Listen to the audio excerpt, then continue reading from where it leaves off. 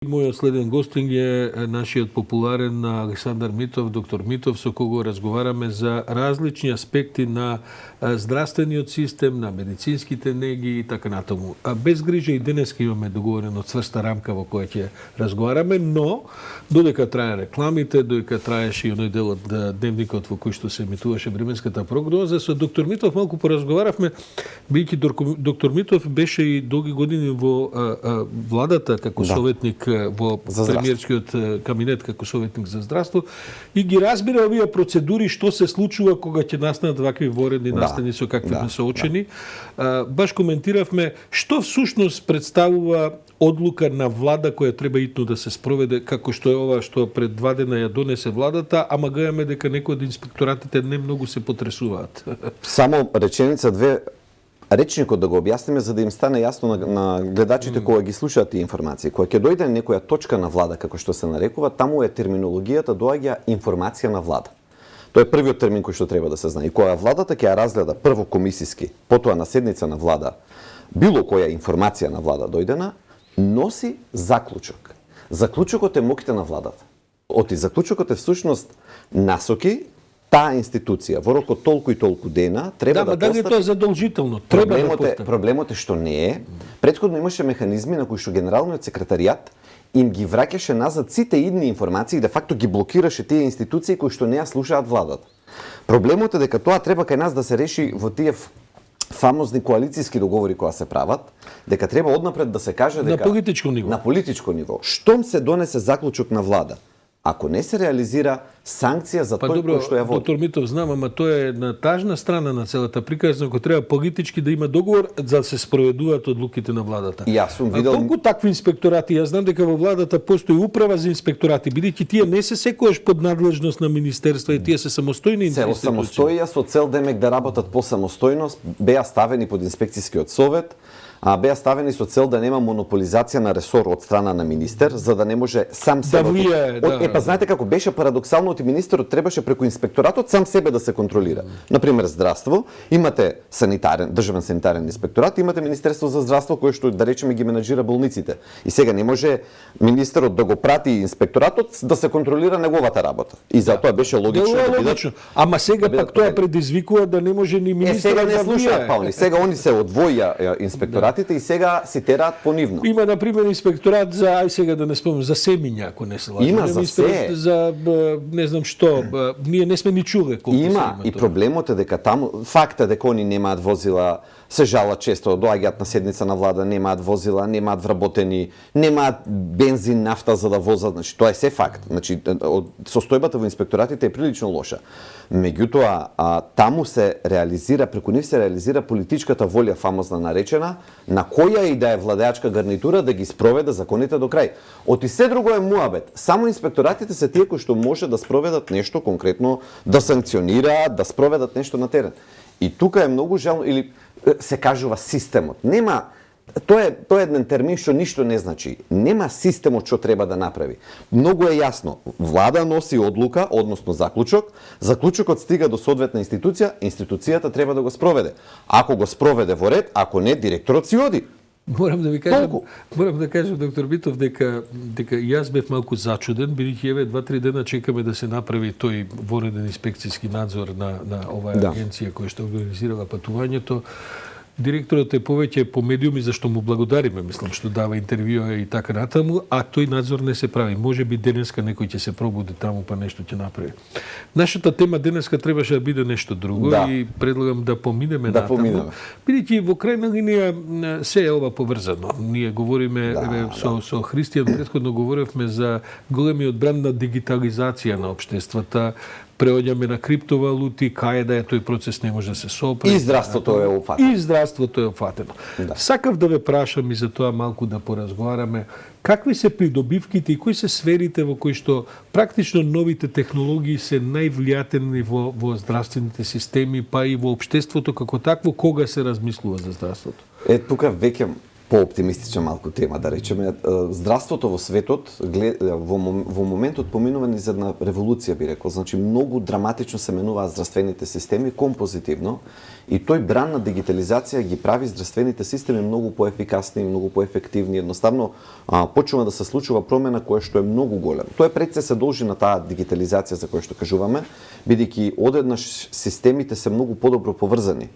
Пример на секундарна, терцијарна медицина, во секоја земја постои нели таа, да речеме, поделба, меѓутоа преку бранот на дигитализација сега веќе е многу полесно, бидејќи снимка направена во Струмица може да си ја аплодира лекар во Скопје и да ја види веднаш. Да прашам само, бидејќи секако подобро се разбирате. Имаше стариот оној проект за секој пациент да биде дигитализиран. Со други зборови да поседува некаква картичка, тоа никош не профункционира. Не профункционира, тоа е доста. Но во принцип би било идеалот е да кога јас ќе се пријавам на, не знам, на Забар да отидам или на болки во бубрек, да практично преку компјутер комплетната моја здравствена слика да може да има релевантен достап за Го има сега тоа. Не се направи преку картичка, де факто сега се направи преку мој термин. Кога ќе влезе лекарот во за вашите податоци во мој термин, може да види поранешни диагнози, лекови, терапија. Така што ние не го направивме како држава, велам, како картичка, меѓутоа сепак мој термин ги носи тие податоци, ја има таа меморија, на пример да дојде пациент и само да му го внесеме матичниот број, ние веќе знаеме. Ти се работи понекогаш и за итни интервенции. Може да се случи несреќа, може да се случи, значи која ќе дојде, па сакам да кажам веднаш,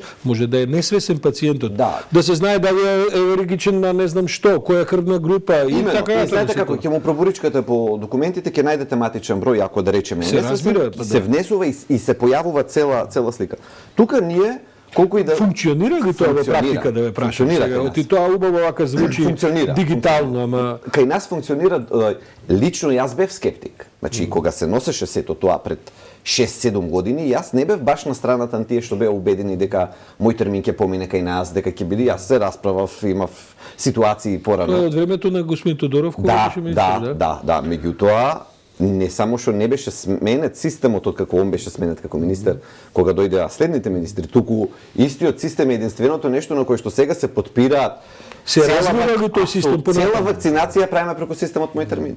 Сите закажувања, се друго, значи да рака на срце, криво седиме, право судиме, мора да кажеме дека тој систем е носител моментално и на вакциналниот процес. Такви системи не се развиваат во еден министерски мандат и среќа што да ме прашам, функционира ли тоа во ваша Струмица, да речем? Оти сега ајде клиниките овдека, па не знам, министерството, функционира тоа во Охрид, во Деба? Да. Кај матичните сите имаше сега во последен период неколку пати падови на системот се случуваше, почесто ми се жалеа колеги, во комуникација сум дека се случуваат падови, меѓутоа тоа се прашање на одржување на системот, на појачување на системот. На почетокот беше уште потешко, кога требаше кабли да се носат оптички до болниците и сето тоа. Меѓутоа сето тоа се помина и сега ние барем во тој дел имаме еден добар систем на кој што можеме да надградуваме.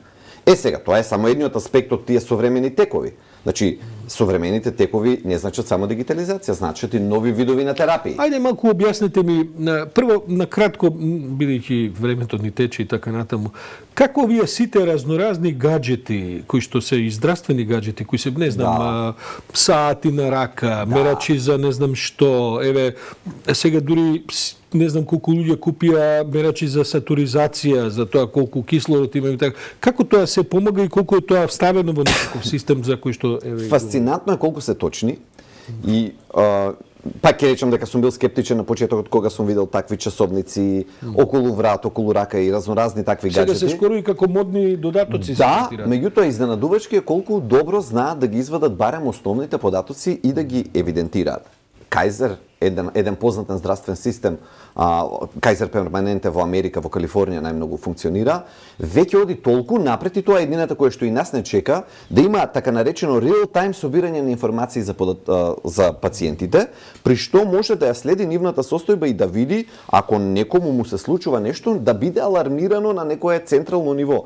Тоа е едината на медицината, кога ќе бидеме, преку еден часовник, ќе му биде следена состојбата на здравјето на пациентот. Ако не се лажам, Црвениот крст на Македонија развива таков систем за постари луѓе, каде што со одредени дигитални и сум ја слушнал информацијата, да можат да следат, затоа што пак кај постари луѓе има и моменти кога можеби не можат да самите да се јават. И е многу важно ургентно да се одговори. Тука има голем, и мислам дека ние да сме живи во следните 10 години ќе ги видиме тие промени дури и кај нас, бидејќи веќе во одредени делови во светот почнува и така наречена достава на лекови со дронови.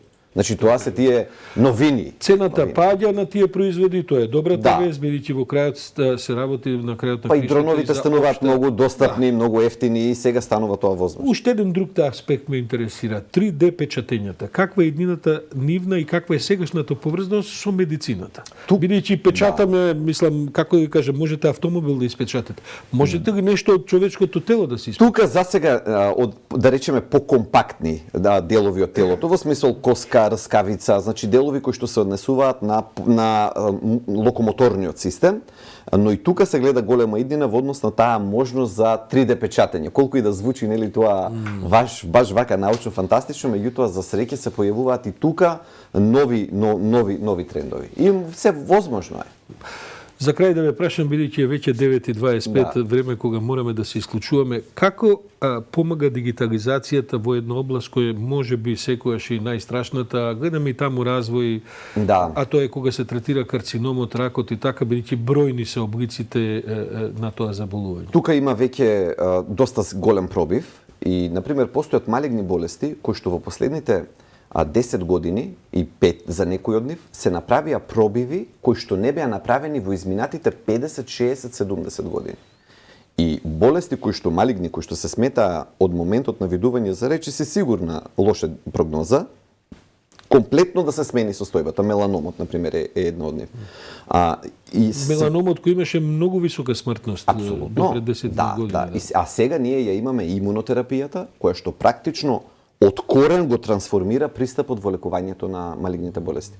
И дури има луѓе кои што велат, онколози, кои што велат дека откако се појави имунотерапијата, ние за прв пат можеме да го користиме терминот излекување во онкологијата. Значи, ја доживеавме ерата кога не само во раните фази хируршки па ќе биде отстранато и ќе биде де факто излечена состојбата, меѓутоа и во понапредни состојби кај малигните болести, благодарение на овие имунотерапии веќе пак можеме да го вратиме терминот лекување и излекување во онкологијата. Ајде да завршиме малку на оптимистичка нота. Јас ближам 60 години, а обично таа возраст, нели читам, ме советуваат, сите се нешто загрижени, дебел сум и така. Сега ми е баш време да ми откријат сите можни од овие, не дај Боже, нели, канцерогени сомневања, сето сега доаѓа. Да ви кажам што треба тестови да направите се. Не ми треба, списокот го имам. Зборот е нешто друго. Ќе доживеели вашата генерација, вие сте сепак 10 на години по. И вашата генерација ево очекуваме да нешто тоа се третира во наредните 5, 6, 7, 8 години, ти гледам дека веќе, по тоа ја што следам сосема површно, има многу оптимистички прогнози за дури пронаоѓање и лекови влегуваат во суштината на тоа како. Знаете како, да не сакам да звучам преоптимистично, да не кревам надежди на луѓе нели неосновано, меѓутоа во Соединетите Американски држави, која следите оваа расправа, се зборува за наоѓање на така наречениот cure for cancer или лекот за ракот. Во следните и сега тука некои со бројката има само термини дали 10, дали 20, дали 30 години, меѓутоа се зборува за ера после ракот, дека малигните болести ќе го доживееме, би требало да го доживееме тоа време кога малигните болести ќе бидат веќе минато. Да. Така изгледаше и времето пред аспиринот, па пред овие да кажем антибиотиците. Еве и на пандемијата изгледа ќе стават крај со некакви апчиња на крајот од краиштата и така. Штом дојде во западниот свет ќе ја решат. Значи да беше некаде во тропските предели, ќе траеше со децени. Парите и политиката и во здравството секогаш се клучниот фактор. Благодарам. Може би треба овие разговори да ги прошириме на едно 45 минути. Александар, да нема вести, што се вести, да си правиме муабет за овие. Ви за првиот телефон потребни беа милиони години додека не излезе за првиот телефон, ама за најновата серија на овие модерни смартфони потребна една година, така и со медицината. Морам да кажам дека од она што јас го следам, технологиите одат фантастично брзо напред и веќе се подготвени решенија во низ области, само се работи работи за да се доисплатат инвестициите на овие стари справи. така. Бидејќи ова е веќе стара справа. Јас сум сигурен дека чипот ќе биде уградуван овде, ќе нема ни да има овие работи, ама за тоа во некоја друга прилика.